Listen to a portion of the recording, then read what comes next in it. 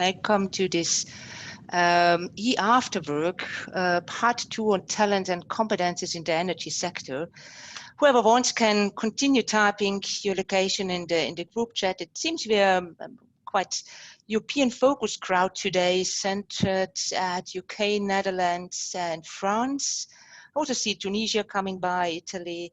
So yeah, it's nice to see. It's not as international in our first call in part 1 of this series of calls on geoscience skills. We came as far as Brazil, Malaysia, and Kuwait, but nevertheless, good to see that so many could make it. So my name is Karin de Borst. I am the chair of the EAGE Special Interest Community on Decarbonization and the Energy Transition. It's quite long, so let's use DET as our abbreviation. And I will be your host this evening. Straight in the beginning, I would like to mention that this call is being recorded. We will make the recordings available after the meeting through the social media channels of the organizing communities. Yeah, the energy transition, we're in the middle of it. It's taking pace, and we are clearly moving away from a fossil fuel dominated energy system into an increasing amount of renewable energy sources. Mentioned this is part 2 in part 1 of this series of calls on talents and competences in the energy sector. We looked a bit into how this energy transition is affecting the professional landscape of geoscientists and which skills will be required to deliver the energy transition, particularly from geoscientists. And today we will focus on what the energy transition means for geoscience education. And that's actually a quite diverse picture. Now, looking from a university point of view, geoscience departments are struggling with declining student numbers. They've reached an amount of about 25% or so over the last several years. At the same time, at oil and gas companies, there is a recruitment challenge, and it's getting increasingly difficult to attract and retain talent.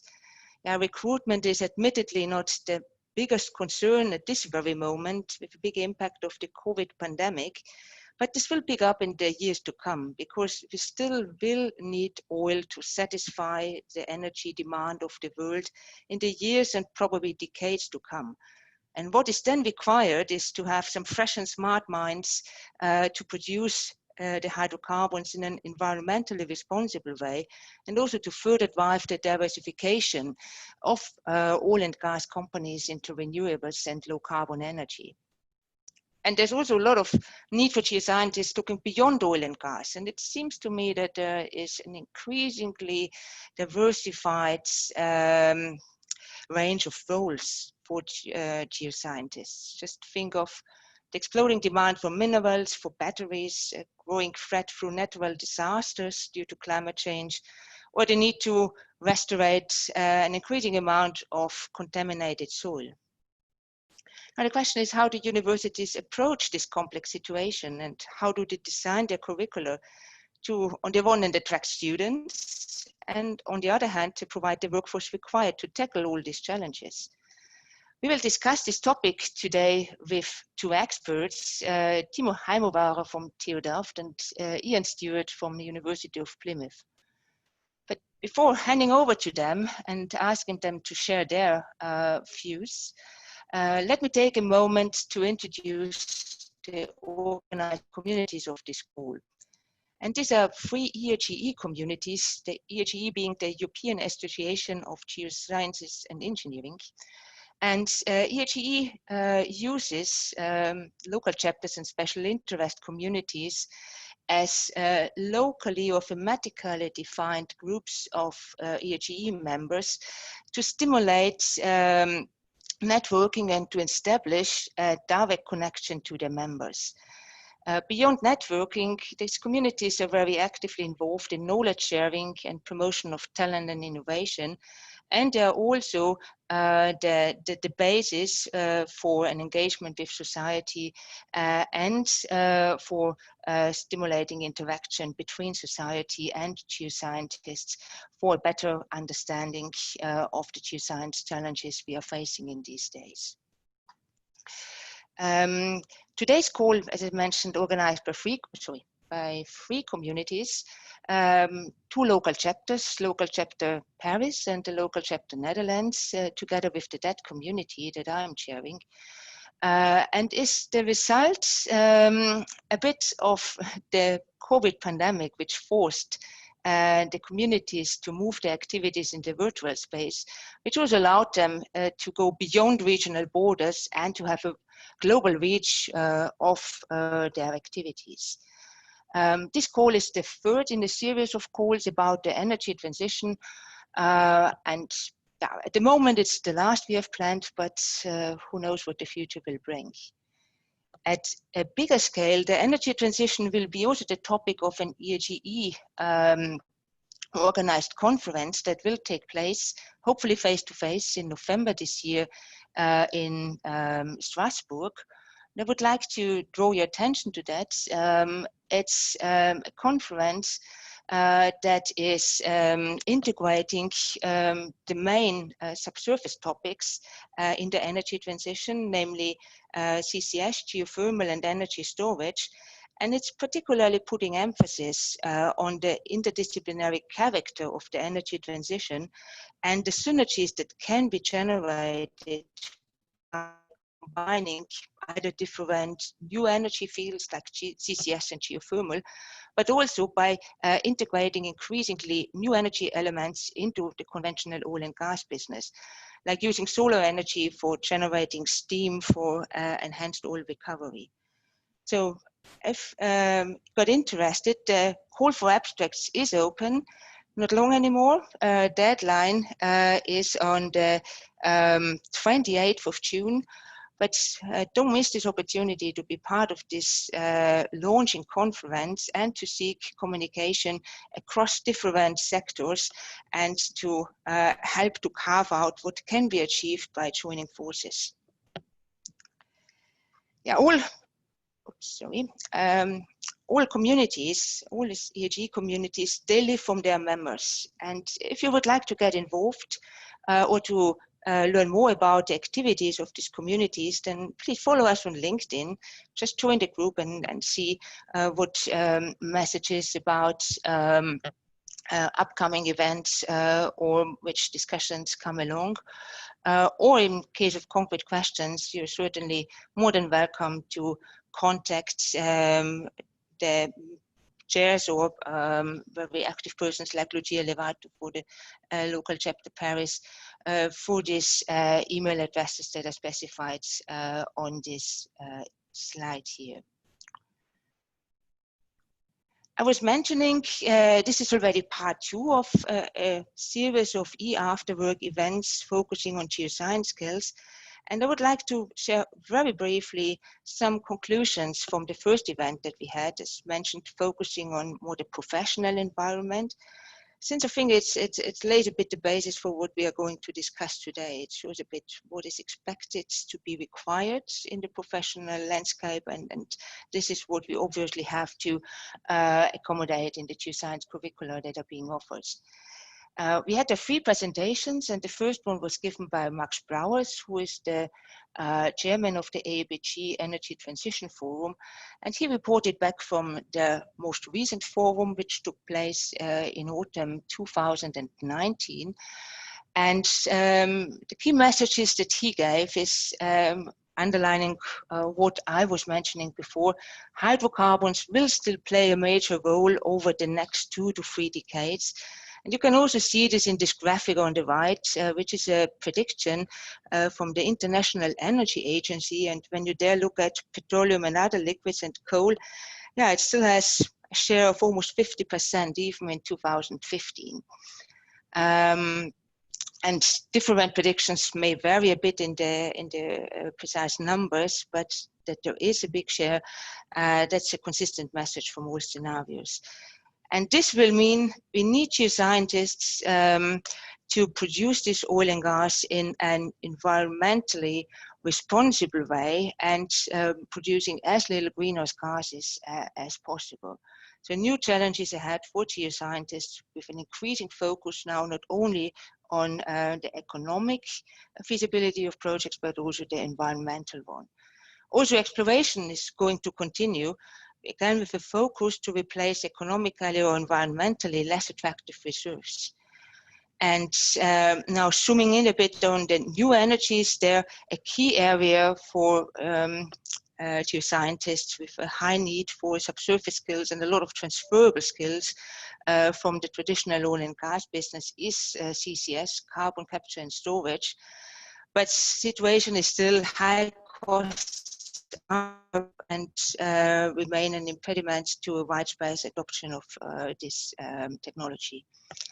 And Max finally was also commenting on ongoing transition in the geosciences themselves, and he pointed particularly to digitalization, which has a strong effect on established procedures and approaches. A second presentation was by Lucia Levato, very active member of the local chapter in Paris, who has embarked on a project to use artificial intelligence to try to get a view on the future of the geosciences and of the energy sector in general, avoiding bias by our current knowledge about the fields and the usually communicated images of how things will develop. And preliminary results of this effort showed that there are particularly deficiencies in strategy and communication. Strategy perhaps a bit surprising, because one would expect that all activities are based in a strategy, but perhaps it's more developing things as we go. And also they detected a high importance of soft skills. Not surprising when communication is seen as a deficiency.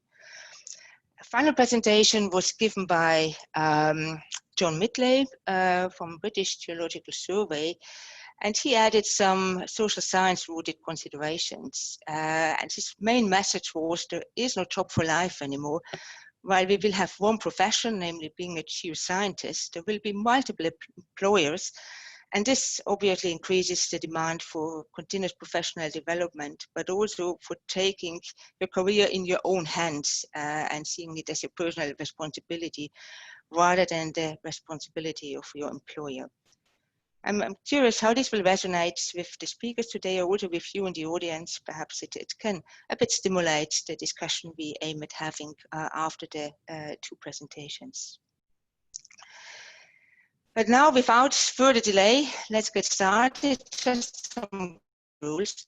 I would ask everybody to be muted and turn the videos off, just to strain the network not too much and to have good quality for of the presentations. If you have questions, please write them in the chat box, write them to everybody. You can type your questions throughout the presentations. I'm going to pick them up after the presentations and read them out. There will be a short section for questions after each presentation of about 5 minutes. And after that, we will open the floor to a general discussion, and everyone is encouraged to then not only ask further questions, but also share your own views and experiences and what you think a geoscience education should look like in the future. Also, this comment, I would ask you to type in this chat box. I will then just call for you to bring you in the discussion as appropriate. With that, we come to the agenda for today's meeting. As mentioned, we have two expert speakers here, both building on a long-lasting experience in delivering and developing geoscience curricula. We start with Timo Heimovaara, so coming more from the applied end at TU Delft, who's going to show how petroleum engineering has transferred into geoenergy engineering as a next step in the evolution of earth science education at TU Delft. And after that, Iain Stewart from University of Plymouth will call for a complete reboot of geoscience education. So I'm curious what he will share with us, and then, as announced, the discussion. brings me to the introduction of Timo. He's professor of geoenvironmental engineering at TU Delft, and he's also the head of Department of Geoscience and Engineering.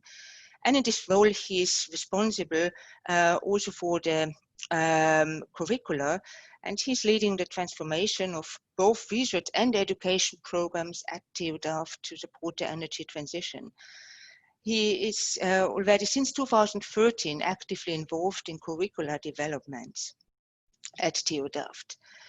He's not coming from the oil and gas end of things. He's more comes from environmental engineering, having degrees in soil chemistry and environmental chemistry from Wageningen and University of Amsterdam, and also more than 10 years of experience as a consultant for soil remediation. And putting that together, it crossed my mind, perhaps it's not a coincidence that it's not a oil and gas person that is currently taking care of the curricular development at TU Delft. But with that, I would like to hand over to you, Timo. I stop sharing and would ask you to take over from your end. Thank you very much. I'll try and share. I would like to start by saying that I'm very honored being invited to give this talk. Online presentation, and I've been I'll try and see if I can meet your high demands, challenging demands. So I hope it'll be interesting. What I wanted to do is indeed talk about geoenergy engineering and framing that as the next step in earth science education at the TU Delft.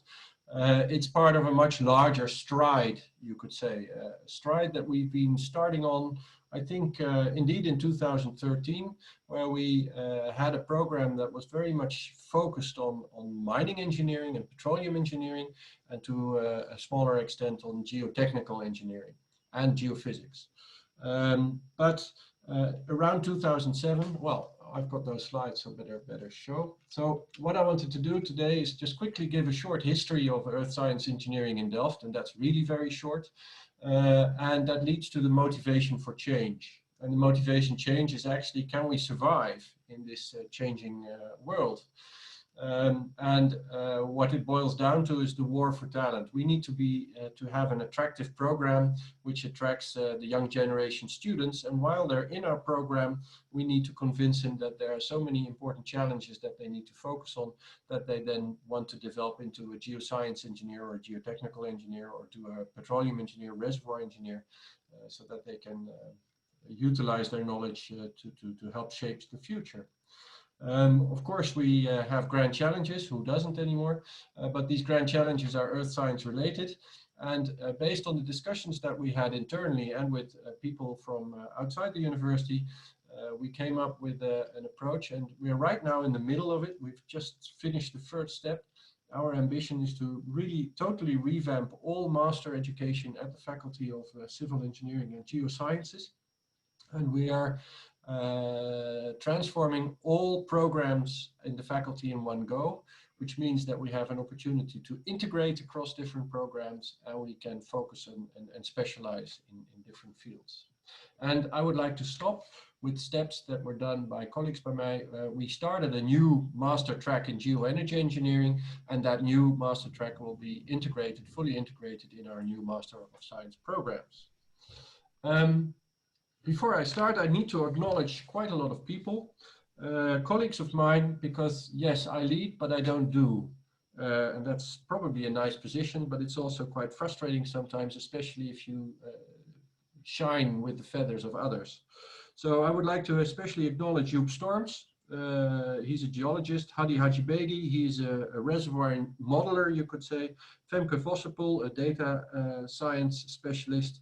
Auke Barnhorn, Dennis Voskov, Evert Slop, and many, many others. These are the people who worked very hard in project teams and programs to come up with the new programs that I'm going to show with you. But let's first go to the history.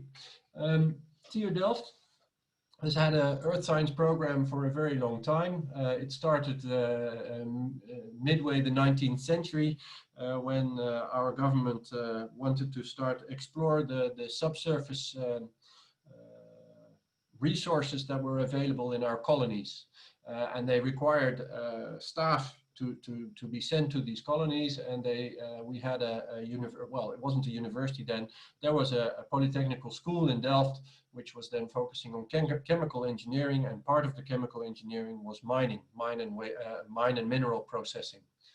In 1905, the University of Delft was founded, and in 1912, there was sufficient support to start a new faculty of mining. And what you see here in the background is the building on Mijnbouwstraat 120 in Delft. And that was the building that was then used by the faculty, which we left in 2007 because dwindling numbers of students forced us to become, made that the faculty became smaller and smaller and smaller. And in the end was decided no longer to have a separate faculty, but the mining and petroleum engineers were moved to the Faculty of Civil Engineering and Geosciences, and as a separate department, the Department of Geoscience and Engineering. That history of dwindling number of students was quite logical in the Netherlands, because we tend to close our mines. So in the 1970s, we closed our mines, and that the label mining engineering also meant that less students came to Delft to do it. However, we did have a large group of petroleum engineers. It's always been one of the smaller programs in Delft. That's what I'd like to do. And in time, you could see is that the program evolved from mining to mining and petroleum engineering to applied earth sciences. And what we're now doing is actually a natural next step. The current program that we now have, and this is the program of 2018-2019, because in 2019 we started the geoenergy engineering track. We have a Bachelor of Science, a 3-year Bachelor of Science, which is actually in this form has been here in 2006. In 2012, we changed it to a fully English curriculum. But in principle, the content of the Bachelor was actually, the Bachelor started after the Bologna Agreement, so that the whole of Europe actually went to this 3-year Bachelor, and in our case, a 2-year Master program. The Bachelor is a general one, it's a broad one, and it's become even broader in the past years. And it's actually has no specialization, no real specialization. And it prepares for a master in applied earth sciences and anywhere else for that matter. And in our master, we have 6 tracks at the moment. A petroleum, we used it in 2018, a petroleum engineering and geosciences track, a geoengineering track, which is geotechnical engineering, a resource engineering, which is related to mining, and that's within the FEMP program, the Federation of European Mining Programs. And that is a joint program which we started because our number of students was too small to cope with it, but other universities in Europe had the same problem. And by pooling all our students, we could create a large enough group to maintain a lively program, and that's been quite a success. Currently, we're running the program with EAGE University, ETH and we're running the program with Aalto University in Helsinki. And then we have an applied geophysics program, which started in 2007, and that's within the Idea League university partners of us. So that's this program is now organized with EAGE and ETH in Zurich. And what it is, so in 2007, we moved from the old mining building, which, by the way, has just been sold by the university. So we have to let go of that legacy, and that hurts a lot of people, I can tell you. But now when we moved to the faculty, there were some other changes in the university, and the Geoscience and Remote Sensing department was founded, and we had and that led to the introduction of a master track, Geoscience Remote Sensing, from 2012 onwards. And of course, pressures in society and interest by students led to the development of an environmental engineering program in 2017. And I will end this talk later on with the geoenergy engineering story. So we have quite a wide diversity of tracks. And that is also a problem, because what you could see is this diversity of tracks also means that you diversify a lot, and that they all get the same diploma, and that is unsatisfactory, to say the least, at the moment. So what we're trying to do is we're trying to reshuffle and reorganize so that we get a better label, a better focus so that people know, get a better feeling what these programs will do. Now, why do we need to change? Well, here it's actually a very, well, down-to-earth reason. We are afraid of, well, our student numbers are dwindling.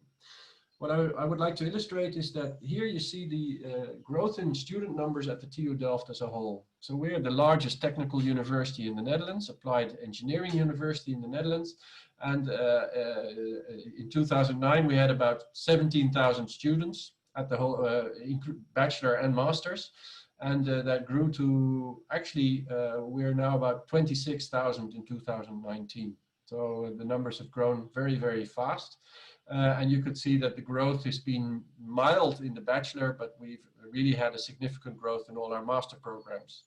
To such an extent that we are now curbing growth. We are stopping, we're trying to limit access to our programs because the university, we just can't, logistically we cannot cope with such large students numbers. But that's the problem of the university as a whole. As a program, our number of students have shown this growth rate. In 2012, we moved our program to an English-speaking program. So it was fully in English, and that did lead to an increase in student numbers. And what we found, it was, yes, we did get some international students, a significant portion of international students, but what was more interesting to see is that the number of Dutch-speaking English students increased enormously. So we have of course, the oil industry has a large expat community, and their kids go to international schools. And it turned out that by providing an English program, we became very eligible for a large number of these expat kids. And they joined our program. And that really boosted our student numbers. And they also just were easy, they could easily join the Delft student life. And that was also one of the strong reasons. But somehow around 2016, the numbers started to decline. We will see a small increase again this year, but that's, we think, because of the corona virus, and that the year off that many students take after high school in the Netherlands, that's not a nice opportunity, and that instead they want to go to university. So we saw this trend, and this trend is not likely to change a lot. So we decided we need to do something to extract it, especially when we looked at other universities in the Netherlands, like the University of Amsterdam, Utrecht, and even Wageningen University. We saw that the earth science programs there were indeed attracting more and more students. But the profile of those students was much broader. These programs were no longer very specialist programs. We are still very specialist, but those were much more broader ones. So we needed to come up with an answer to that program. And why? Because we face a war for talent. The total number of students is increasing, and we're getting a smaller portion of that. And we would like to get our fair share. And so what we need to do is provide a new perspective. So we're really looking at it from the young generation. Of course, we have the market that's going to take up our students, and the job market, which is important. But what we want to do is we want to attract a large number of bright young people, and then once they're in our program, prepare them for the job market and show why it's relevant and why it's essential that they move into that direction. Just to illustrate why this war for talent is not going to become less, even though the student numbers are rising. This is the demographic profile, or demographic mushroom, you could say, for Europe, the whole of Europe. And it's different in different countries, but this is more or less showing that the generation that's now currently fulfilling the job market, filling the positions in the job market, is currently obviously the largest group in our population. And the generation that needs to replace them is much smaller. And it's within this generation where we want to attract the right number of students. Well, when you look at that generation, these are some pictures which we just got from the news this last autumn, this winter. Greta Thunberg has really mobilized a quite large group of the young generation, and these are really high school students, or our next generation students, and they are really concerned it seems, when you look at their opinions, that they're really concerned about the future of planet Earth. So I would say a large number of these students should be motivated or have a strong motivation to join earth science programs. They're very concerned, and they say some of these slides, I'm not sure if I got it one, but you sometimes see like this slide in the middle, there is no planet B. So they really are aware that we're living on this planet and we have to take care of the planet. Just looking at the logo where we see the planet Earth. So I think there is a fruitful, let's say, a nice field from which we can harvest, but we need to do our best to attract them. And that means that we need a different story.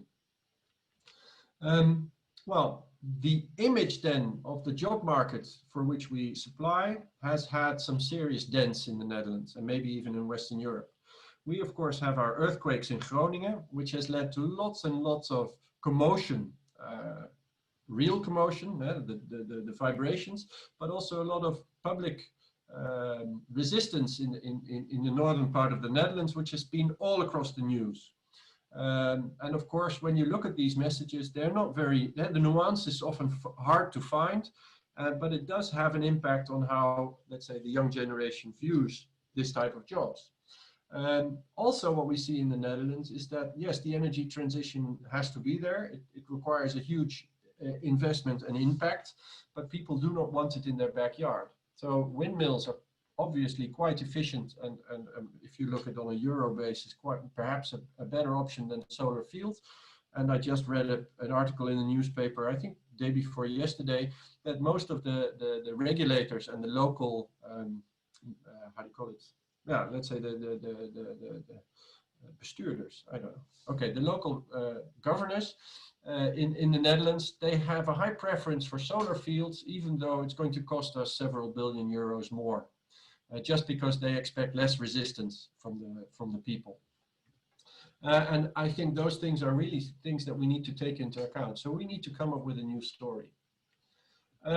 Well, part of the story is that the changes are huge. This is some data that we use when we try and convince people to join the Geoenergy Master.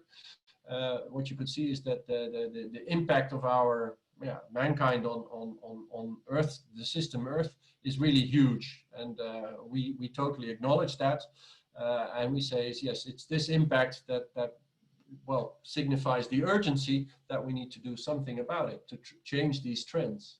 And here you see some okay, this is what we are doing as mankind, and this is what you could see some of these items that play a role and how our system Earth is reacting to it. There's indeed the environmental issues, but it's also climate change. It's well, a lot of stuff, and I think everybody now more or less acknowledges the fact that it's there. Yes, there are some dissenting natures, and I think you can be quite sure that we need to move to a carbon neutral future, just as Karin said in her introduction. On top of that, however, is that we face a really huge challenge. If we would go for sustainable energy and go for everything, yes, we wouldn't be able to fulfill the requirements of everything below the line here, which is Africa, which is the developing countries, the world. Well, you shouldn't call it well. And they, of course, they feel entitled to the same type of wealth that we have here. So they're going to grow. Their energy demand is really going to explode, while we're not going to reduce our energy demand. So the challenge is really huge. And it's this that students are aware of, and that they, well, you could say they could become even pessimistic. So we hope to give them some tools. Our idea is that we need to develop engineers that allows the world to grow while doing it in a sustainable way. This is a picture that I found, which I found quite interesting. It's let's say an illustration, so it's from Stefan et al., but it's an illustration of the path that we're on. So we're moving in time from the back of the figure to forward, and what you could say is that there are all kinds of natural feedback processes in the Earth, and we're influencing those. And if we're not careful, it looks like that we're going to go to some kind of thermodynamic optimum, but the thermodynamic optimum, if we do not change our way, is going to push us towards what they call the hothouse Earth. it's a nice paper, and I like it. But the essence from it is that what we need to do is, if we don't do anything, we're just on that path down to the hothouse Earth. We can make a choice, we can do choices, but they will be hard, and they call that Earth System Stewardship, and we require engineers to make that happen so that we can stay away from this hothouse Earth. And it's going to be a precarious balance, and it's going to be a huge challenge. And what we want to do is try and convince them that this is what students, what we can prepare them for and how they can do it. So it's about a carbon neutral world. Human activity should be monitored. So everything that we do, we should develop techniques, and we should develop an understanding so that we can monitor the consequences of our actions to prevent new adverse effects. I've been a geoenvironmental engineer for quite a long time now, and every time you see is that histoire se répète. We realized, okay, we should prevent the use of recalcitrant chemicals, especially in pesticides. So we had the DRINs and the aldrins in the 1960s, which we now still have to clean up.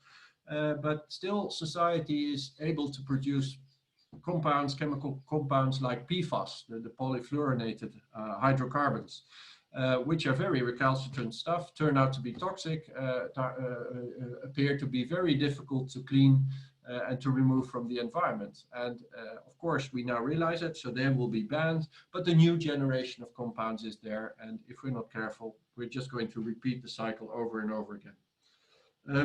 It's also important that we are able to, we need to change towards a carbon neutral system, but at the same time, climate is changing. So we need to, while we're trying to move to do things better, we also need to make sure that we can adapt and that we can mitigate the hazards that are occurring just because we've changed the system. Of course, that all will require raw materials. And these raw materials we'll need to get from the earth, because there's no other source for the time being. And what you will see is that in order to really grapple and cope with the system, we require a much deeper understanding of the fundamental behavior of system Earth. So there are challenges on the applied side, that we develop engineers that can understand and develop the new techniques, but at the same time, there is a huge challenge on the science side. Yeah, I think we're in a good shape for the long-term future. When you look at what we want to do in our redesign, our new program, we are developing a new Master of Science in Applied Earth Sciences. This Master of Science will focus on the, let's say, the part of the Earth that society depends on. And we say that it's the upper crust plus the atmosphere, including the oceans. And what we want to do is we want our students to really understand the behavior of this system and to be able to utilize Earth's resources in a sustainable way. Well, mining, you could say, is not sustainable because we're extracting and not doing it. But what we mean in a sustainable way is that we try to do it in a system where you have zero waste and minimum impact. And that requires a significant change in, let's say, approach, the fundamental thinking, and it requires students that really understand what they're doing. Therefore, they need a strong engineering background, and we hope that, and with that, of course, a strong computational background. They should be able to gather data, they should understand modern monitoring techniques, observation techniques, etc. And they should be prepared for lifelong learning. Okay, these are all obvious outcomes. And in order to do that, we came up, or my colleagues came up with a program which has 4 learning lines. You could say 4 tracks, but the idea is that, and this is something that's under strong debate in the faculty, not everybody agrees, but we feel that the situation that we face and the type of content that the students need to have is extremely broad. It's, so what we want to do is to have specialist learning lines, but we also would like the students to be allowed to switch learning lines depending on their growing interest. And that was, I think that's motivated by the fact that, yes, we want to attract students to the program, but it's also essential that the students, while they're in the program, start to realize, okay, the real opportunities lie, for instance, in geoenergy engineering, or the real climate and weather, and probably in combinations of those. Well, I'm curious to see how we're going to manage that, but this is one of our ambitions. In this program, we will have the geoenergy engineering track, which will be modified slightly, but we started this geoenergy engineering track just this year. So we've had 1 year of going it. And when you look at this geoenergy engineering track, it's actually a combination of geology as a science, engineering as a science skill, the topics, and geophysics as a technique science. And what we try to do is we try to integrate these courses in an interdisciplinary way. So it's not that they, so actually what we try to do in the program is to give the students hands-on experience with real problems while they're getting the fundamental knowledge that is required to do it. We chose to work with the subsurface, and one of the motivations is that we believe that the subsurface is an essential key or an essential part of a successful energy transition. It still provides a large amount of energy. So, I mean, hydrocarbons have such an energy density that it's hard to replace. But whenever you use hydrocarbon energy, you need to mitigate the negative measures. So storage, carbon capture and storage is going to be an important technique. But what we also see is that we can use low-grade heat, high-grade heat from thermal storage systems, and we are working on stuff, especially Hadi Begi and his group is working on subsurface energy storage using hydrogen, methane, which can be produced by excess energy from sustainable sources, or using the volume in the subsurface for compressed air, energy storage. And many of these other things. These are known concepts, but we try to involve our students already in real world projects or real world research. Well, one thing that's going to be a sense is that a large amount of the modern techniques will be providing energy which doesn't have a very high density. It's very once if you don't use it, it's gone. So we need to convert excess energy into fuels, and that requires huge amounts of storage volume. So that's what we think why the subsurface is important for us. Nice thing is that we've been successful in the EPOS European EPOS project. We got in the Dutch part of that from the Dutch Science Foundation.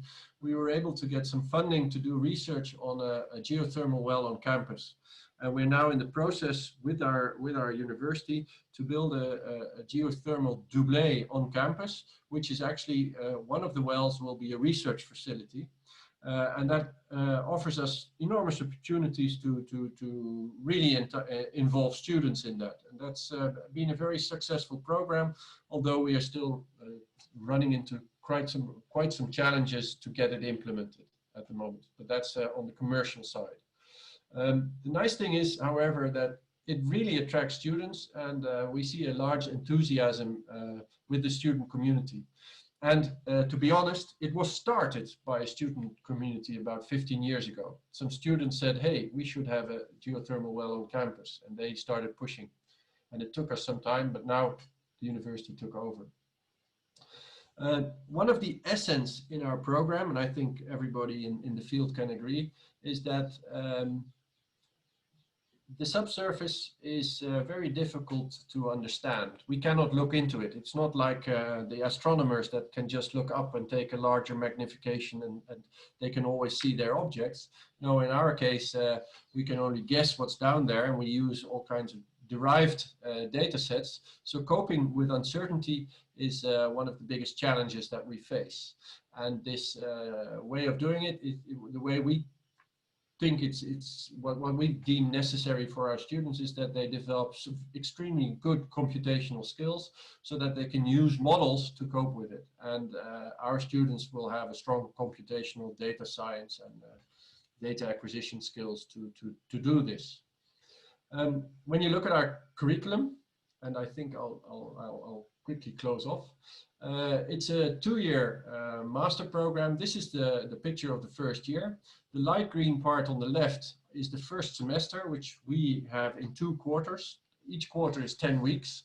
And what we do is we start the students in the master program with an energy transition course of 3 EC and a combined project, which is quite a significant project, but there they get really hands-on experience. So we just let them dive into a deep pool and they get large amounts of support, but they really have to do a realistic project to whet their appetite, what you could say. And the rest of the first year then consists of courses in geology, physics, forward and inverse modeling, and then some electives that they can do in the later part of the program, which is, I think, similar in many other programs. And then in the second year, they come back in the first quarter and they work on a project again, which is actually a repetition, you could say, of the first year project, but then of course much more detailed and much more independent that they have to do it. And we stop with a 3-quarter year 45 EC master thesis project, where the student individually needs to go through the program and solve the projects.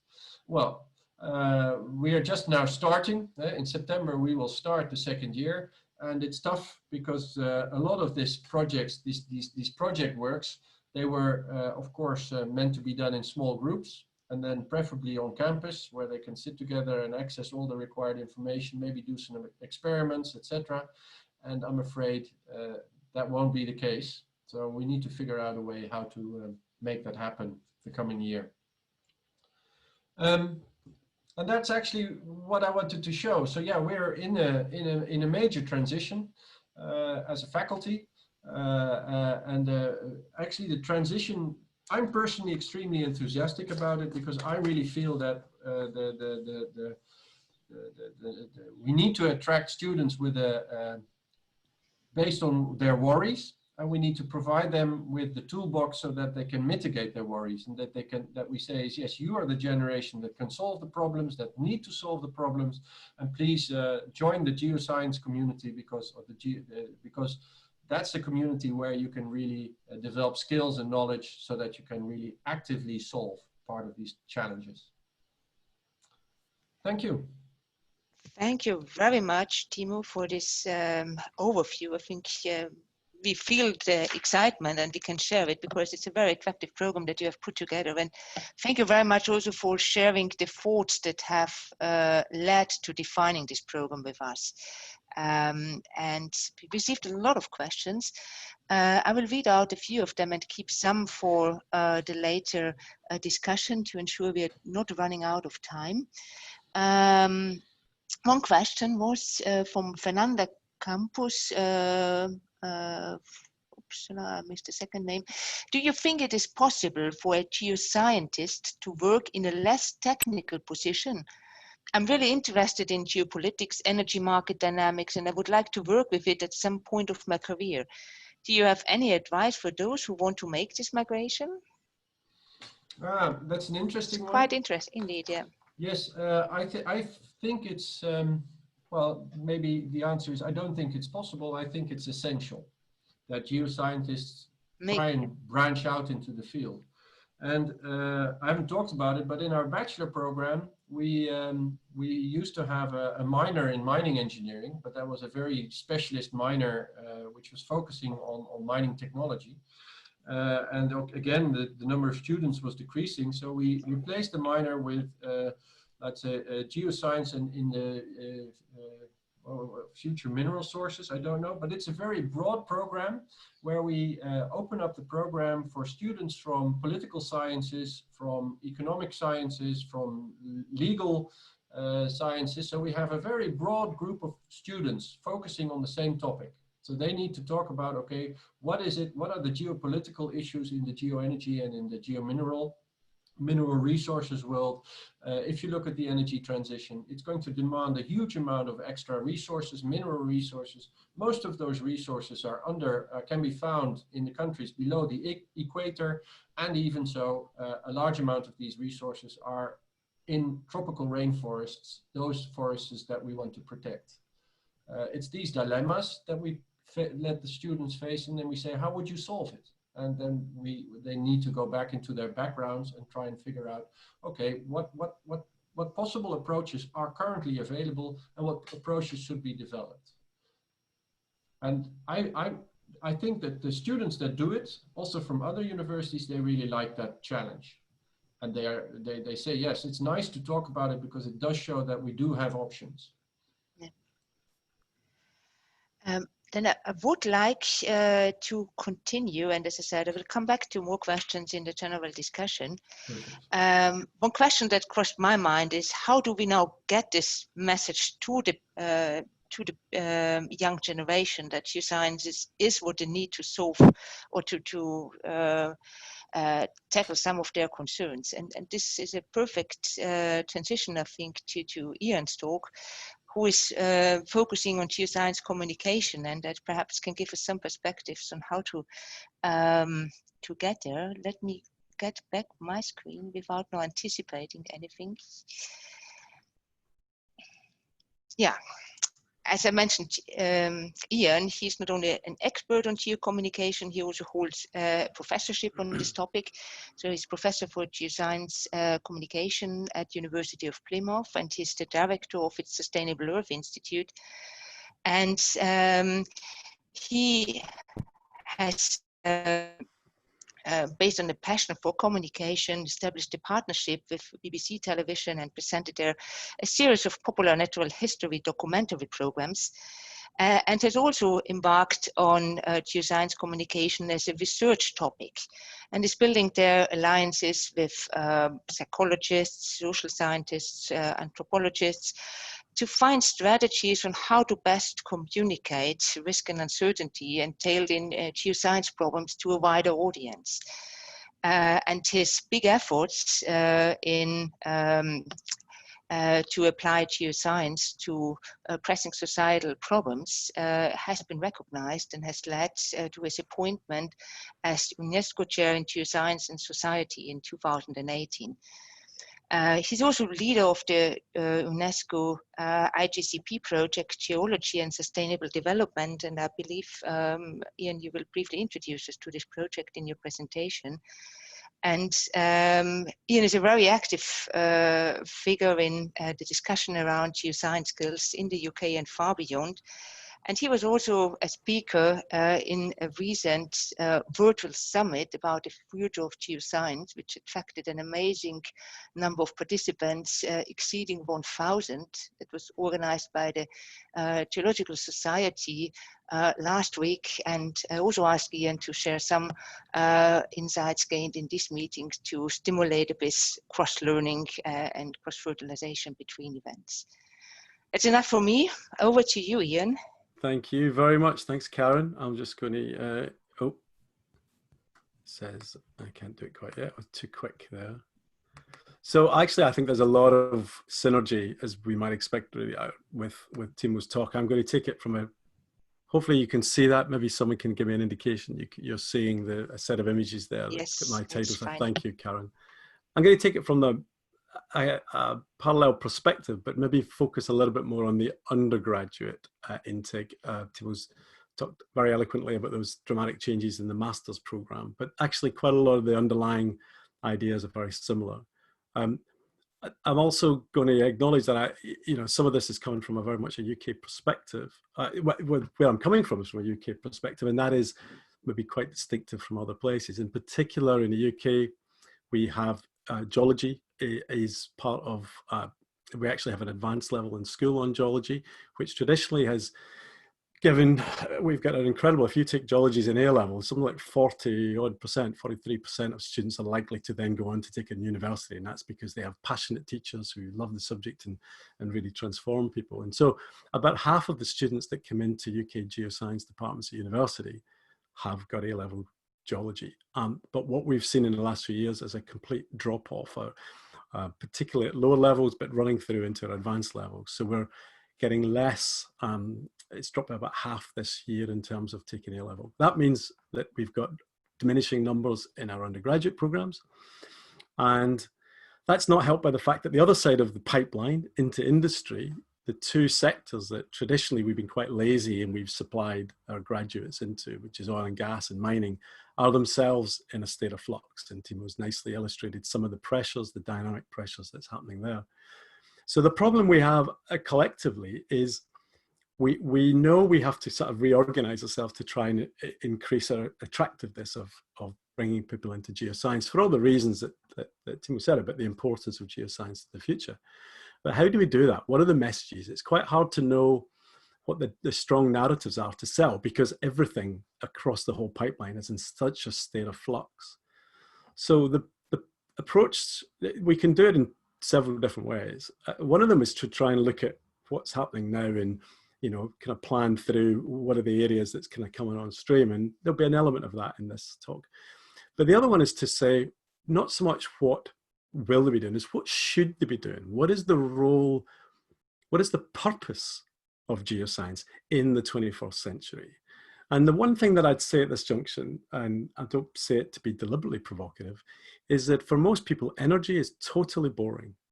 It's boring for the public. It tends to be boring for politicians. And I would argue it's particularly boring for a 16 or a 17-year-old trying to think about what they would do in the world. You know, when I did my geology degree in the 80s, energy was exciting. There was frontier spirit, you know, this was the new age and all the rest of it. And I kind of sense a disillusionment, a disenchantment with geoscience, in particular energy, whereby, you know, what is the message we're saying? It's not, it is about low carbon, but we're also saying at the same time, well, the same hydrocarbons are going to be there. We're going to need them for X, Y, and Z. And so it's kind of difficult to find a compelling story around why someone should do geoscience, as opposed to many of the other fantastic, interesting things that's coming around, biotech, material science, quantum computing, the digital, you know, and robotics and all the rest of it. These are exciting frontier stuff. To what extent does geology match up against that? And even in geology, even if someone comes into geology, there's a whole different variety of aspects that they could go that might actually be far more appealing than energy. So I completely agree that energy is a fundamental cornerstone of how we're going to get through the next few decades and trying to get to the sustainability. But unless we can package and sell that, and I use those words absolutely deliberately, unless we can package and sell it, students are going to go elsewhere and we're not going to get the best talent. So I want to address some of these general points. So in terms of what the images in front of you, these are the first images that came up when I put geology into Google. And they'll be very familiar to people. It's very much drawn obviously to Western USA, almost all but one really are from Western USA. And they're very familiar geology images, but they're empty. there's no people in them. And it kind of reminds us that strange quirk about geology is that we are very used to these wilderness areas. They're where we see our natural laboratory and make a big play about it. But for normal people, this is a world away. Could be Mars. You know, this isn't a place that they know. In fact, there's actually an exclusivity about several of these images show the wave in Arizona. And I've been to it, an incredible place, absolutely stunning. But only 16 people a day are allowed to go there. It's 8 permits that are given in advance and 8 permits on a day. So you kind of get the feel that geology is this very exclusive club that we've kind of, once you're in it, you love it. But, you know, it's not necessarily the most welcoming. And kind of rather like the way that we've now realized that the polar bear to show climate change in the Arctic is not very good because most people don't really care about polar bears and never seen one. I kind of sense that, you know, we need to bring geology closer to people's lives, to the everyday experiences, that what they're concerned about, what they care about. And although these images work for us, I'm not entirely sure they work for everyone. So I think we need a reboot. I think we need to rethink what we need geology for. What's its purpose going to play in the coming decades? And in that sense, the quote there is, the WMD is William Morris Davis, who was the landscape geomorphologist. And he talked about this idea of really doing violence to our accepted principles. And I think we're getting to the stage where we really have to completely overturn the ideas that we've got.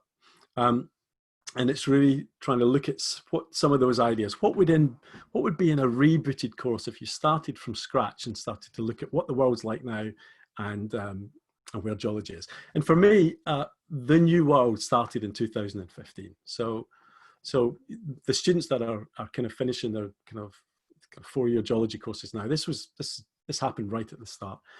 2015, 3 major global frameworks came into play: the Paris Climate Agreement, the Sendai Framework for Disaster Risk Reduction, and the United Nations Sustainable Development Goals. And each of those in different ways reset the contract that society had with science. So suddenly society was saying to science, we recognize we've got these big problems. You need to use science to apply yourselves to solve these problems. So science suddenly was less about the pursuit of knowledge for knowledge's sake, to really have applied science at particular problems. And the other thing that I think is in there is far more attention to the people, to the communities that are actually getting affected by climate change or disasters or sustainability, to make sure that those communities, those groups are brought into the science and not had the science done on them by external kind of groups. So science needs to become a much more inclusive, egalitarian kind of space to deal with these issues. And again, that throws us huge challenges. What I would say though, is if you go back to the earliest part of geoscience, of geology, the theory of the earth from James Hutton in 1788, which is where my starting point is, these ideas of science for good, science for human progress, science for well-being, were all part of the Scottish Enlightenment that we saw with James Hutton and the other scientists coming through, that saw science as transforming the world around them to be a better place. And this quote here comes from the opening lines really of Hutton's, it's in the first page really of his theory of the earth, which he talks about the globe of the earth as a habitable world, and on its fitness for this purpose our sense of wisdom and its formation must depend. So my point is that right at the root of geology, the inception of geology, the purpose of geology was to do good. And I think in a kind of way we've maybe slightly lost the track a little bit. So a few general points. Oh, why is this not doing it? So the conceptual side. So one of the things that I think about geology that we tend to forget is that although there's all these fantastic technical skills that we do, to my mind, a geologist thinks differently from other scientists. So there's a way that we approach problem solving that is different. And I don't want to push this too far, but some of the reasons for this is, one, geology is a historical science. It's a single experiment that ran for 4.5 billion years. And so the idea of time marching on is incredibly important. And it actually makes it a really easy science to sell, for example, for television, because it tells a story. It tells a story of the earth, and it tells a story of our history, our big history, our cosmic history, as it's referred to. And that's very compelling. So it's got good narratives, great stories. It's a derivative science. We steal from anywhere. We'll take our science, our bits from maths and physics and chemistry and biology, and we blend it together. And for a long while, we used to be really upset that we weren't a proper science, that, oh, we wish we could be like physics and have, absolute laws. But I kind of think this derivative science is much more interesting, and it's much more in tune with the problems we have today, where we're going to have to bring lots of different thinking together. And so earth science is a natural melting pot for that thinking, and Timo's already highlighted that interdisciplinarity. And then the third part is that, like it or not, it's an interpretive science, huge amounts of subjectivity. If you have 3 or 4, well, you have 2 geologists in front of a rock unit, you can be sure they're going to argue. The idea that there's an absolute truth is just not there. But again, in the present climate of a sparsity of data and having to make decisions on incomplete data, I think it's actually that subjective interpretive side that's going to come to the fore. So I think I'd like to see one of the things in our geoscience department, so I was talking about the mental nature of the skill set that we're doing as much as the physical, technical skills. This has been already mentioned, big data. So it's already here. Digitalization is sweeping through oil and gas, it's sweeping through mining, it's sweeping through almost all the sectors. So data mining, artificial intelligence, machine learning. We've all, for some decades now, a couple of decades, we've had GIS and geospatial and remote sensing and things like that. But there's a new set of things coming in. So getting sensors on, smart sensor systems that operate ground-based or in the air and drones. So the interesting question here is, clearly this is going to transform the geo world. But there's kind of 2 points to it. One of them is, what is the role of the geoscientist in this world? Do we need to be bringing big data into the undergraduate, the bachelor's area? Or I'm sure most agree it would probably definitely need to bleed into the masters. But to what extent do we bring the kind of data analytics, etc., into the geology curriculum and say this is a core skill for a geoscientist? Or do we argue that a geoscientist should be a geoscientist and they just need to be able to converse with data scientists to understand that kind of language? And the other aspect about it is new skill sets. So someone was telling me the other day that in the States now, the most likely thing that's going to get you a job as a geoscientist is having a drone license. Because almost all of the companies are doing all their surveys or aerial surveys with drones. So should we be bringing drone surveys and getting drone license in to be a basic soft skill for people in the undergraduate? So all of this is really, what is the role of data science in the geo curriculum? There's a bigger problem though. The more that we say artificial intelligence and machine learning is the place to go, the more people are going to go off and do machine learning and artificial intelligence. Why would you not do robotics? Why would you not do all of this exciting stuff rather than geoscience? So again, it brings back to the thing, what is the geo bit in the use of data, and what is the kind of role? Can we really use big data to entice people into geology? I'm not entirely sure we can or we should, although I fundamentally agree that it's going to be part of the ingredients of being a geoscientist.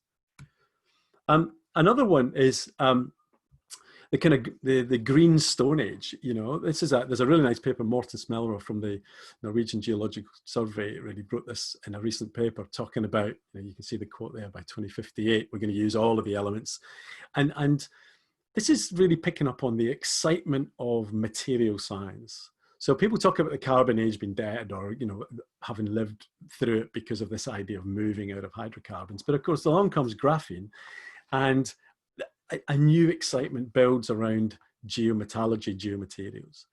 So I think within geo departments, it's about not just about the elements and talking about how we mine them. It's actually about the utility of the materials, the fundamental utility of these things for everyday life.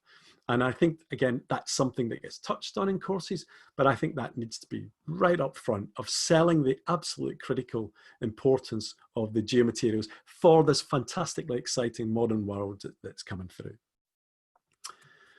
I call this the hidden commons, or the land below ground. And this is this notion that, we've got people who are interested in the oceans and how we look after the oceans. With climate change, people are interested in the atmosphere and how we manage the atmosphere. And we've got lots of things about land management. But actually, there's precious little attention on how we manage the subsurface. It's just seen as that big space below, which really no one knows.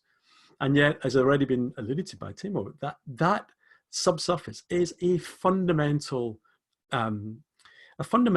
region, fundamental frontier for the way that we're going to address the stuff in the future. And what most courses tend to do is they segment the subsurface into different areas. They have a petroleum geoscience module, they have a hydrogeology module, they have a economic geology module, mining. But actually, the cross connections in the way that we image and the way we explore the subsurface are so stark that really, I think what we need to do is actually start to talk about subsurface science in a collective, holistic way. Because I think in 2050, we could be at the situation where the most sought after resource in the subsurface is water. And actually, the same techniques that we use to find oil and gas or to find, geothermal, we're going to use to kind of find deep groundwater. But suddenly that's a very different prospect. I agree absolutely with Timo's point that we're seeing students come in that are very disenchanted with the idea of geology as this extractive, exploitative science. But the idea that water and our ability to find water in the subsurface, that puts us on a completely different place. So switching it around so that it's our ability to be the explorers of the subsurface. We are the only group that can do that. You know, it's not the realm of the geographers, it's not the realm of the engineers, etc., although they're involved. But the geo world is, the subsurface world is the geology and the geoscience world. So I think that brings us into a whole lot of places about resource exploitation. It could be geothermal has been mentioned, water, but also the areas of carbon capture, storage and rad waste, big challenges that we have kind of coming up. And this, I think, is a really key one, because we should be making this an exciting frontier, an age of discovery of inner space as opposed to outer space. You know, people get fascinated looking up to those rockets going up to the space station or to outer space. It's empty up there. You know, there's nothing really useful up there for us. And most of us are never going to reach there. And yet underneath their feet, it's packed full of stuff that's incredibly useful and lots of fantastic mysteries and stories that we really don't know. So I think there's a lot of mileage in trying to reposition geology as the subject that's looking down on our own planet. And that seems to me something that can link together a lot of what we do. It's a kind of repackaging of what we do. On that kind of theme, one of the things that strikes me is the need to move into cities with some of these, and that kind of relates to that very early point that so much of what we talk about geology, the images we show, is out there in the wilderness. Well, 55% of the people in the world live in cities, and that's only going to increase. But what's interesting is a statistic that by 2030, 60% of the urban fabric in developing countries hasn't been built yet. So that 60% of the urban fabric is still to be built. How are we going to do that? That is going to require new ways of building. On top of that, we have we've got competition for space, but we've got climate change. And climate change, with the urban heat effect, and in particularly in the tropics, is going to make living and working in many of the cities throughout much of the low latitudes almost impossible. The productivity expectations for 2030 for places like the Philippines is extraordinary. So it seems to me that almost certainly one of the things that we'll do is we'll start to go down into that subsurface and to exploit underground space. And again, that goes back to the point that I made earlier, that actually we don't really have joined up thinking, that geologists aren't really seen as something that you involve in kind of city space. We don't really have much interaction with spatial planners, for example, and architects about how we do that. So this idea of subterranean urbanism, I think, is something that, again, we could be brought into a module, into our courses to talk about this is the future, and geoscientists are going to be critical to this working collectively. So the deep city is another area where I think we can really rebadge ourselves. A related area, and this is really Timo's area, is critical zone science. The notion that our planet, the people on it, all life on it, rely on a relatively narrow zone. It's that very thin skin that goes from the top of the canopy to the bottom of the circulating groundwater zone. Or if you're in the cities, the top of the urban canopy, which is the top of your skyscrapers. And in that's a mixture of atmospheric science, it's the biology, soil science, it's crop science, it's the geology and groundwater, all completely interconnected. The biological and chemical interactions within that zone, the remediation, pollution moving through, air pollution, land pollution. And that really ties into some of the fundamental issues around sustainability, which is things like health and food security. So it strikes me that geologists should see food security and global health as fundamentally rooted in geoscience problems. It's very rare to find a geology undergraduate course that talks about health and food and etc. as a geo issue. And yet why not? So a lot of our environmental geochemistry that we already do can get rebadged for aspects that seem to be much more relevant to people's everyday lives. One of the things we often do to get people in the door is we talk about how geologists are really critical. We study volcanoes, we study earthquakes, and so, you know, we kind of save the world from all these deadly disasters. But in truth, we study the hazards, and we study them on a hazard by hazard basis. You know, so volcanologists study volcanoes, and earthquakes, seismologists study earthquakes, and, you know, flood people study floods, etc., etc. And yet people actually, surprisingly, don't care what it is that kill them. They're worried about these collective complex risks that we now have in this interconnected society. So this is a quote from Mark Gordon, who's heads up the UN Disaster Risk Reduction Office. And he just makes the point of COVID and the global pandemic just highlighting the absence of significant efforts in countries and cities to come to terms with the limitations of this hazard by hazard, siloed, fragmented view of risk. We need to address systemic risk that spills out of complex multi-hazards, spills into social, economic, and political systems. No longer just saying, oh, we just do the hazard bit. We don't do it when it actually reaches vulnerability in people and things like that. So that means being interdisciplinary on a whole new level. It's working with psychologists and sociologists and anthropologists and political scientists and things like that to try and understand and how the world works and what their input is. And I just highlight a big project that's led out of Edinburgh that I'm part of, Tomorrow's Cities, which is looking at this urban future for 4 cities with different hazard concoctions, but is merging together physical scientists with social scientists and even with humanities to try to bridge some of these gaps. I think we're going to have to be a lot more imaginative about the kind of science we do and the relationships we build with other sciences. And then this is touches really a little bit on what has come before, is those students that are coming through, and not just the students, you know, the young professionals that are joining the industry now, are those who absolutely get climate change. They believe in climate change. They're not messing around. They believe in, they realize that there's huge issues, but they believe that geoscience can solve them.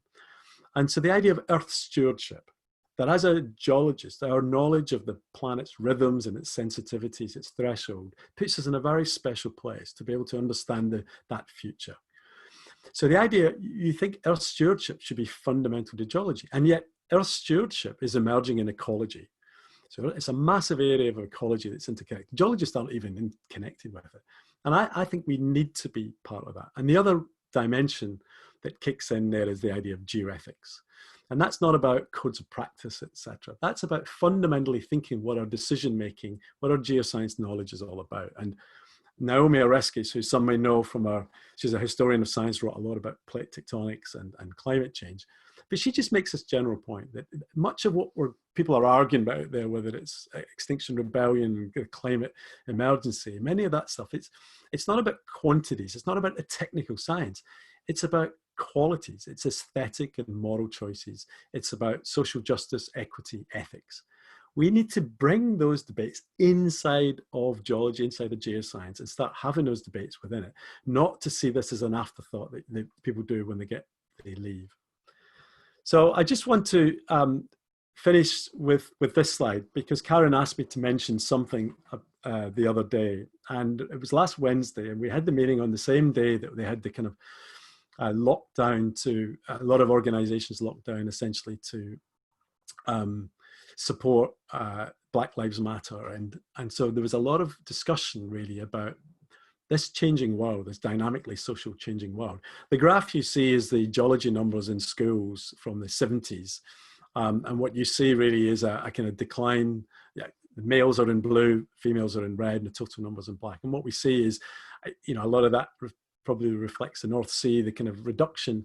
But early 2000s, we see a resurgence. It comes back up again. And what we've seen in the last few years, and this is echoed in the States, it's echoed in Australia, and Timo showed some figures that suggest it's echoed in the Netherlands. The last few years are kind of plummeting number. Would take a slightly different take on this, which is I think we've become a little boring to people. We don't seem to be an exciting 21st century science. And one of the reasons I think is because we've drawn from a very narrow zone. We've encouraged people to come in from maths, physics and chemistry, largely because we've seen it as a very scientific discipline. And we essentially, around the world, teach people the same set of things to be a geologist, the same set of basic skills. So we've created this really narrow zone, and yet the challenges that are opening up in front of us that I've just highlighted, and there's many more besides, are incredibly diverse around sustainability and how we're going to do it. And so we've got this very non-diverse subject trying to make itself relevant for this hugely sprawling, diverse world and trying to argue with the relevant.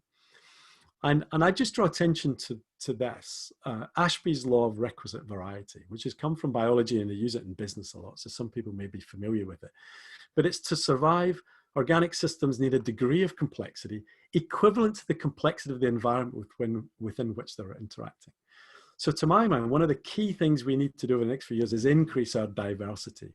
We need to embrace difference and broaden ourselves out with the people, the talent that we bring in order just to address the complex issues that are out there in the modern world.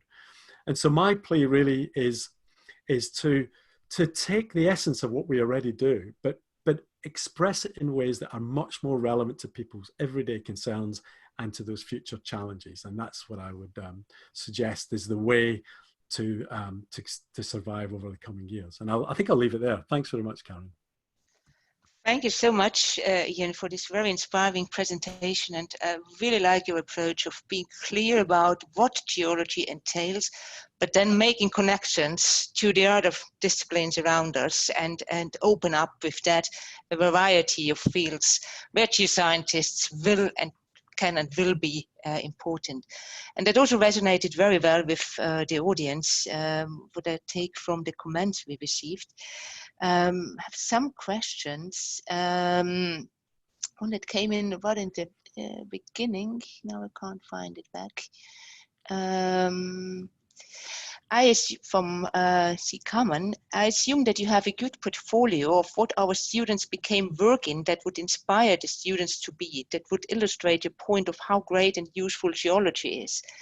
So perhaps thinking of real life stories, of real life examples, how do you see that as an element of kind of attracting students and gaining their attention and yeah. Yeah, I think that's certainly, part of the solution, but it's something we've done for quite a while. I mean, the great thing about geology, when I did my programs on television, people say, oh my gosh, you go to all these amazing places. And I say, all geologists go to amazing places. We travel the world, and so there's great stories about how we this idea of being an adventurer and things like that. And there's great things that we do, but I kind of think that it's going to lead us slightly down the wrong path. And the reason I say that is generally what we're doing is we're starting from where we are and we're trying to communicate our message.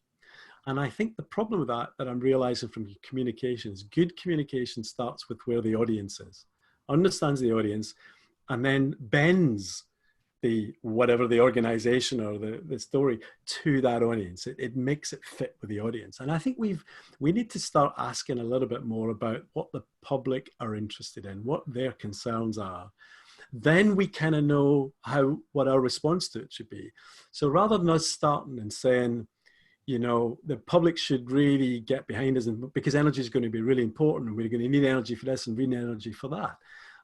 That's all true, but it's not as compelling an argument of finding out what people's real concerns are and saying, geology can help you. You're worried about biodiversity loss. You're worried about poverty and increasing, the worst, reducing the amount of poverty in the world. Well, there's fundamental reasons why geoscience can help with that.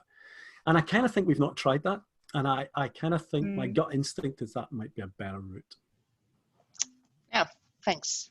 Very clear. Another question from Pauline Kruger. Because of the interdisciplinary nature of geo issues in the world, you need to have a broad science base, but I think that there's also a need for specialism. How do you think this fits in either bachelor and or master programs? So that's a really good point. And I was thinking that as Timo's talk as well. I mean, the point is really, where do you bring this stuff in? And I certainly think, a lot of places now are moving down so I think one of the problems in the UK is we have a 3-year degree. And when I came to it, I joined lecturing in 1990, the viewpoint has always been that there was a certain thing, it was the raw ingredients of what a geologist were. And so the 3-year degree, you taught that stuff and the person left as a geologist and went out in the world and they were a geologist. I don't think that's tenable anymore. And I think a lot of places now are realizing that actually what we need to be doing is using that 3-year degree to excite people about the science. 50% of my students go into other jobs. They don't go to become a geologist. But going out into the world with a geo-informed mindset seems to me extraordinarily important. I think the master's place is maybe where that zone is, where those are places where people have decided, right, actually, I love this stuff. I'm going to be a geologist. So maybe a lot of this things kicks in there. But I still think that we need to inspire and to attract that 16 and 17-year-old in. I'm sorry, they're not going to get excited in by carbon capture storage. That's not what's going to bring them in through the door. So I think that how we bring them in and how we nurture them and how we then bring them through and then we then take them onto many of these issues that are going to be fundamental challenges is going to be where I think a lot of geoscience departments are going to win or lose.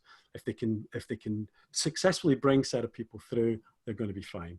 If they can't and they just kind of press on with the same old touchstone messages, I kind of think some departments are going to go to the wall. And it connects a bit to a question that Susanne posed to both of you. So perhaps we start with you, Iain, and also hand over to Timo then. Regarding communicating to the public whatever we come up with as geoscientists and the impact our meddling in the subsurface may have.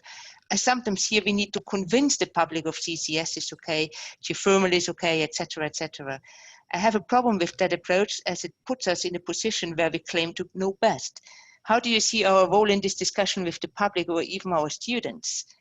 I mean, it ties a bit in with, we mentioned CCS, this is not what is going to attract the students, but still we play a part in this discussion and probably a role in increasing public acceptance of CCS.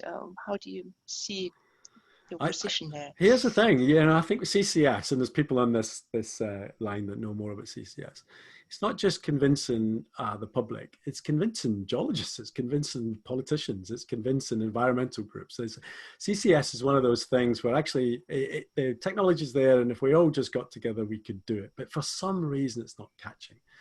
And I think that it's telling us that the communication, it's a tricky business until geologists get convinced that CCS, and I'm for CCS, and we've done lots of programs where I've talked about CCS, I'm not against that at all. It's just that the idea for most people of us taking this substance called CO2 that we've talked about how terrible it is and have this poisonous effect on the atmosphere and all the rest of it, and then telling them that we're going to insert it and put it underneath their houses, even if it's a kilometre or something like that, that's a big sell. And of course, the fact that it's the oil industry, that's the way that's the oil industry is doing it, isn't helping.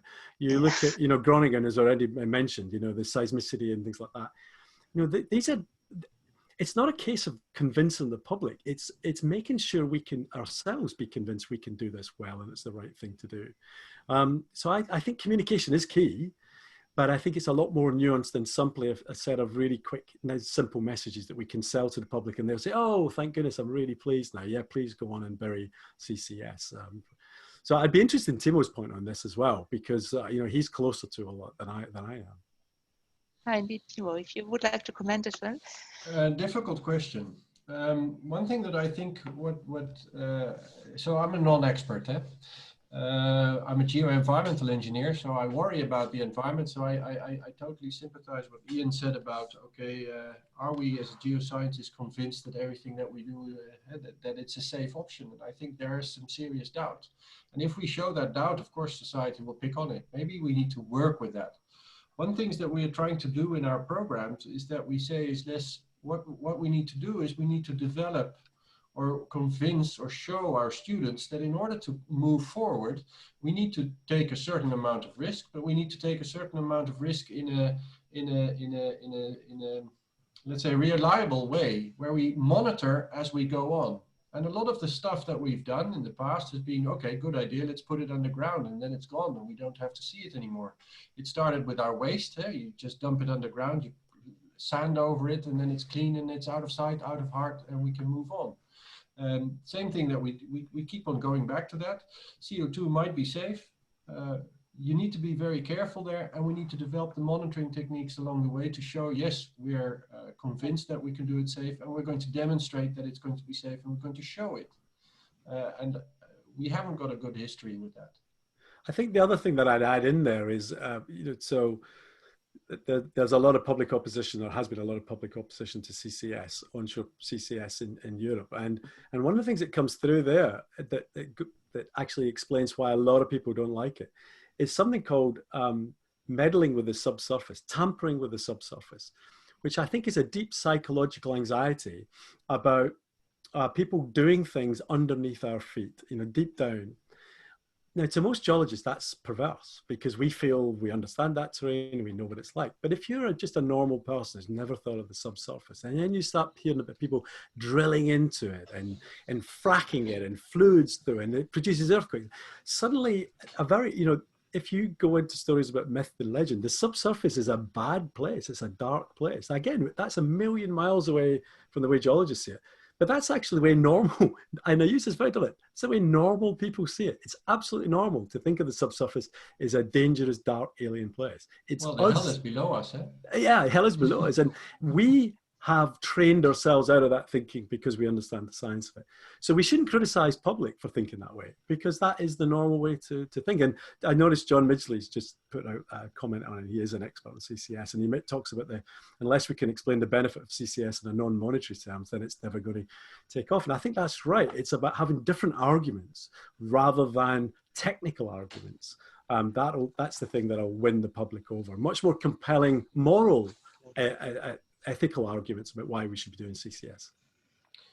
But again, that would one thing that we should start to do is then go to the primary schools and start getting these kids who are still willing to dig with their hands in the soils, and starting, well, training them, giving them an appreciation how valuable the earth is, and the earth materials are, soils are, what water is.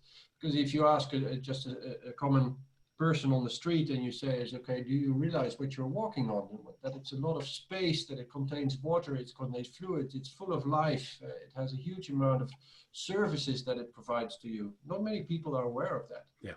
Yeah. And it's something that I think if you can go to a primary school, nursery school for that matter, and you start playing with these kids, it would really help, because it generates an appreciation, and it starts there. Absolutely.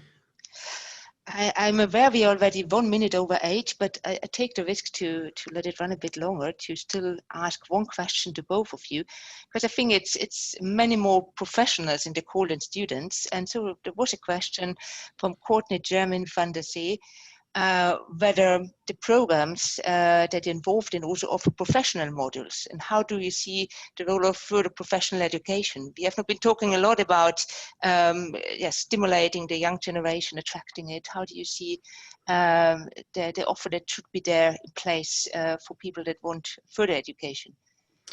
If I start and I'll let Timo have the last word, I think professional development is going to be key. There's lots and lots of geologists out there. We know about the crew change in many of the industries where a lot of the older ones are moving out, but there's still a lot of young geoscientists that are now find themselves in the industry, and then all this stuff sweeping in about social license to operate, communication, digitalization. And so I think there's a big job to be done to reskilling and encouraging those geoscientists to move. My sense is I get a huge amount of optimism when I talk to young geoscientists that are in the industry, because they're there and they're very passionate and they want it to be good. So for me, professional development and professional courses is going to be a big area. But yeah, Timo's. Yeah. For us as well, we're really looking on, the TU Delft is really looking on what we call ProfEd programs, which are also online. If you look worldwide, the largest group of people clamoring for higher education is not in Europe, but it's also in the developing countries, India, China, Africa, and the number of universities to provide them with the relevant information and the number of courses for professional education is extremely limited. So there is a huge opportunity. However, it's also quite a challenge to put on that if you run a normal program and then you need to find the time and the effort to do ProfEd. It's a huge challenge, but we're working on it. We're working on it. And I think we should believe in it, and it'll help. Then I'll let it stand with that. I would like to thank you again, Iain and Timo, for really excellent, outstanding presentations and for leading this very stimulating and active discussion. I feel bad, it's so many more questions that would wait for being answered. But let's stop at that moment. And also thanks to everyone for joining and for the large interest in this topic. And I'm sure it will still keep us busy for the years to come. And I also generated a lot of optimism, also from what all the perspectives you two gave about what geoscience will be like in the future and what is waiting out there in terms of opportunities for us. So thanks again to everybody.